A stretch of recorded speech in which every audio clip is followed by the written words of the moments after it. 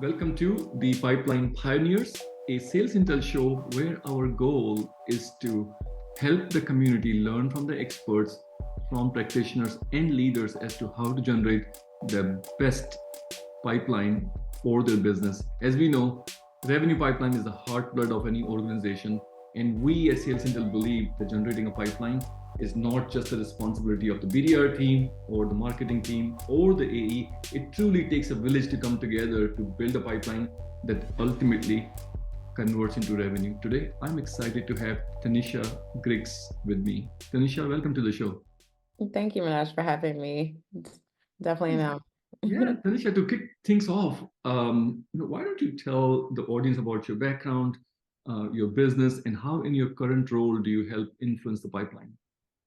Absolutely. Currently I own my own marketing agency, 37X Digital Marketing Agency, where we specialize in marketing strategy and advertising execution for B2B tech and e-commerce brands. My prior roles have been all over the place. I started in B2B sales. I did some since in like product, but primarily most of my experience has been in marketing, in which my last role, I worked for an ABM MarTech company, Terminus, which is one of the leading ABM platforms across the ecosystem. And I was VP and head of global media, where I had about $100 million of advertising spend that I was responsible for, from every company from small to enterprise companies, and we were helping them activate on their ABM programs. That's great. That's great. So, Tanisha, last year was hard for lots of companies, right? Companies just didn't have enough pipelines, and macroeconomic headwinds were very strong. That the pipelines that they did have, prove out to be not healthy. So, as a result of that, many of the B2B companies, especially in the SaaS space, did not hit their goals, right? And we all learn from lots of mistakes that we made along the way. What was your learning from the past, and that you would like to share with the community? Yeah, it was hard, and I wouldn't even say we're out of those headwinds. I Mm. think we're still very much so in the midst of them. I think from what I've seen with clients in terms of just kind of some mistakes, um, when you have those type of occurrences, like economic challenges, things that are just like beyond your control, you have to be willing to pivot. And I saw a lot of like companies still kind of going along with their initial strategies and didn't really pivot from that, considering all the, the current economic, issues that were going on. And so one is that when you're in the midst of economic challenges, a lot of times businesses, will halt like marketing spend, and they'll, scale back there. And so you have a lot of companies now kind of, reevaluating their tech stack to say like what's really necessary, what's not. And in my space in ABM, and it's very much so a luxury and not necessarily a necessity to keep like ABM programs afloat. And so started to see a lot of companies scale back there. But from my experience, I think you kind of have to think about, your existing customer base. Acquisitions are going to slow down. Like Yep. pipeline is just going to slow down in terms of the number of companies coming into the funnel. And so you have to think about, one, like how do you, think about your existing customer base and trying to retain and expand those opportunities, because a lot of times like brands still have budgets to spend, but it's harder to like bring in a new vendor versus expand opportunities within another vendor. So consolidation very much so is critical.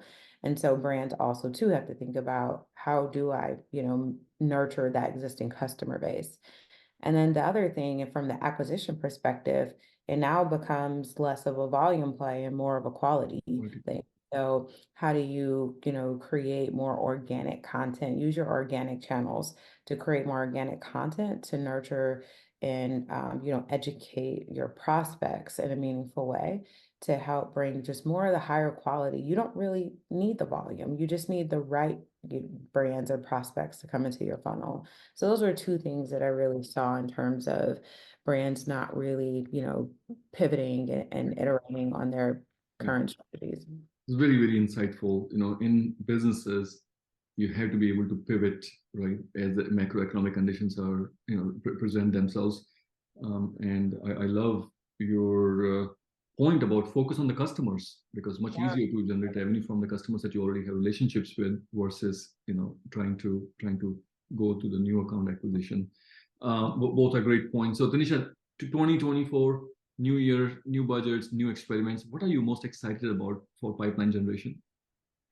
For pipeline generation, I'm more excited about another thing in terms of pivoting is thinking about your offerings. So for me, I started off just more in the digital marketing space, like focusing on paid channels. Mhm. And so last year there was insurgence of what? AI. And so now everyone's thinking about how do I integrate AI into my tech stack? How do I integrate it into business operations? And so I saw just a massive opportunity to be of service and help brands integrate AI. So for me, I've expanded out my service offerings. And I think that's another thing. It's just trying to find adjacent opportunities or offerings that you can provide value to your, customers or prospects in market where you're trying to, just help meet demand. That's something that I'm really excited about is expanding out my offerings and being able to help brands integrate AI into their tech stack. And that's awesome. That is awesome. I know there are a lot of cool experiments that are being performed using AI. So would love to track your progress on and the experiments on them. But when it comes to pipeline generation, is there any channel that you're more excited about in 2024? As we know, the cold calling isn't working. The Mhm. BDRs, just throw more BDRs, isn't working. Are there channels like events or community or partnerships that you're more excited about in 2024? Yeah, for me, B2B influencers.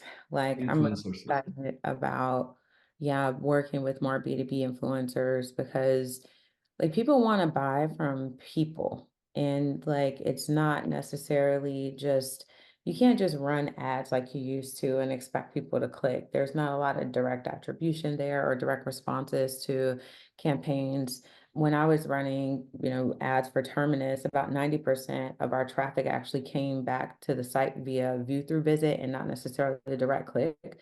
So you realize like people don't love clicking ads anyways. And so it's great for a brand awareness perspective, but at the end of the day, it's really about education. You have to lean in on your content.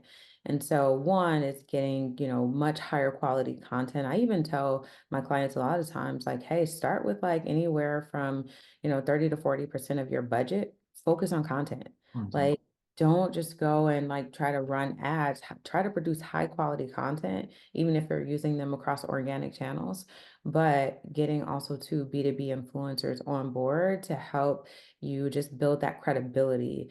Because B2B influencers in general, like only connect and they will only partner with brands that they actually believe in. Mhm. So they're not going to, if you're, a subpar data vendor, like, and they don't believe in your brand, they're not going to partner with you anyway. So a lot of the times these B2B influencers have a really, loyal follower base. And then they're really leaning on those B2B influencers to help educate them. That's something that I'm really excited about diving into this year with my clients. That's great. That is awesome. Well, let's switch the gears here. As Yeah. we know, growth comes from many channels. You can't rely on just one. And as a go-to-market leader, our job is to make sure that we are optimizing our spend across those channels, right? So we're going to have a working exercise here. Tanisha, here are 100 pennies that you have. Each coin is worth 10 pennies, and here are multiple. Let's see. And then here are the channels on the right hand side, right? Your goal is to make the right decisions to invest these 100 pennies across different channels with the eye on keeping pipeline that is going to convert ultimately to revenue. Like, how will you distribute these pennies? I feel like I'm on the Price is Right. You remember that Plink, I forgot what the name of it was, but there's a game on Price is Right this reminds me of. Yeah. Okay, so one clarifying question. Yeah. Is it for me and my business? What stage of the business? Like what growth stage is this You business? know, we service customers and in the community of this podcast ranges from startups all the way to enterprise companies. So Yeah. you can draw from your experience with your agency, or you can draw from your past jobs. Yeah. Oh, this is so good. Okay. So I'm gonna say this. For me, I am almost a year into my agency, and a lot of my growth has been around founder-led growth. Okay. It's been through my referral and just my network in general, through my network and Sure. referrals. So I'm gonna start there. Sure. Just my biased. Community is critical. Yeah. Should I put more than two 20 pennies on here on the founder line? Let's come back. Let's leave space. I may even Okay. come back to that. I'm really heavy on the founder-led growth. Sure. Uh, And so I'm gonna say this is for like more small, maybe Yeah. even market. Enterprise is its own beast. So just Yeah. to clarify, partner growth is critical. I'm gonna put a penny in there. Yeah. Sales, of course, is going to be, yeah. Um, I'm gonna say, okay. Also, too, remember I'm a services based company. Mhm. So I just want to clarify so that when people are looking at it, they may say, oh, I'm services based, so I don't really have a product. Um, so if you are like me, I would say, let's put another one in marketing. Yeah. Let's put one in marketing. Yeah. I'm going to put two in events. Okay. And I'm going to say this, events has been critical for my growth because like I said, people want to buy from people. Yeah. And so for me, even if I'm not necessarily having a vendor booth, just being on site and meeting and going to like the networking events has been critical for my success as well. I would say probably 50% of my pipeline has been around events. Wow. Which events do you go to? Conferences, Mhm. that like within my industry, or like meetups, tech meetups. There is a kind of a overlap with community because part of the communities I'm in will promote specific events. So Okay. I learn about them from my community, but then I attend the event. So the community is more of the strategy, the event is actually executing. Yeah. I'm going to say this. I don't think people care about my brand. And this may be debatable, but like people could probably care less about my website or my brand. So I'm not even going to put a penny in there. Mhm. I just did not spend a lot of money there. I'm going to say product. And when I say product, Mhm. I'm really meaning even if you have a service, if you have a platform, your service is your product. Yep. So service does have to be quality to be able to, continue. I haven't had a customer turn yet That's in like the 8 months I've been in business.